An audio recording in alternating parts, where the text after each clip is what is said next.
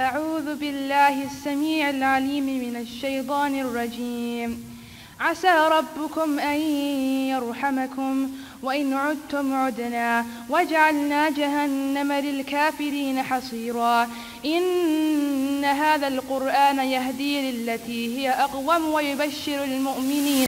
هذا نوع ويريا مع العنابة ويريا مامولها دار القرآن معلن نكاه أيها ويريا إن شاء الله تعالى كلمة ديسي فريتان كحفلتك آدنيد إنه مارتنا قال سوق يبقى وقف كستو كتاب إلهي حبي سبحانه وتعالى إن مناسبات أنا كان لقبته أو لسماه حفظ وين لا يابه سبته كتاب إلهي سبحانه وتعالى وحبه هي إلا نصري.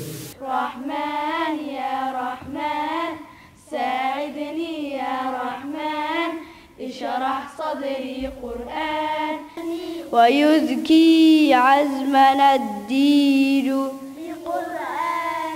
إلى العلياء والشادي.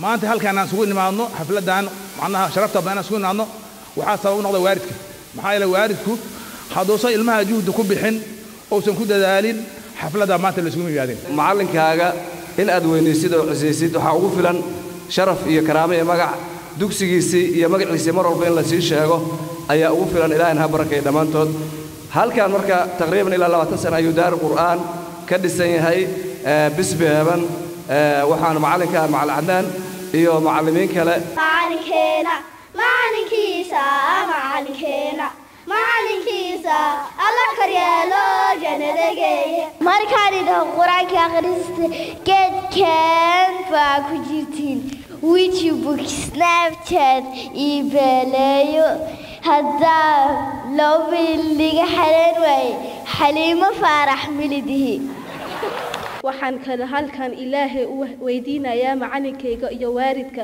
quraanka soo bare iyo macallimiinta quraanka soo bare inuu ajir iyo xasanaad ilaahay ka siiyo. alxamdulillaah allahumma salli ala muhammadin wa alihi wa sahbihi wa sallim. walaalayaal waaridiinta waxaan weydiinayaa macalinka qaalintiisa ma iska dhibteen akhyaartii ugu horeysay qaalin geelaha la dhibi jiray. waxa laga yaabaa dad badan oo Soomaali arrinkaas inaysan garanayn. adduunka maanta aan ku noolnahay ummad 100% muslim ah oo 100% sunni ah oo 100% madhab kaliya haysato innaga ka joogno waxaan leenahay allahumma lakal hamdu kullu wa lakal shukru kullu wa biyadika alkhayru kullu wa ilayka yurja'u al-amru kullu. gabdhaheena halkan fadhiya ilaahay subhanahu wa ta'ala waa sharfay ilaahayna wuu doortay waxaa daliil u ah adduunka lagu sharfay insha Allah ta'ala akharna lagu sharfi doona sida inooga sareeyaan oo gabdhaha kale ay maanta uga sareeyaan baan rajeenayna insha Allah ta'ala akharna ilaahay subhanahu wa ta'ala darajo aad u dheer inuu gaarsiiyo ilaahay maartay ducadii loo duceeyay ha uu aqbalo annaguna waan ugu dareynaa.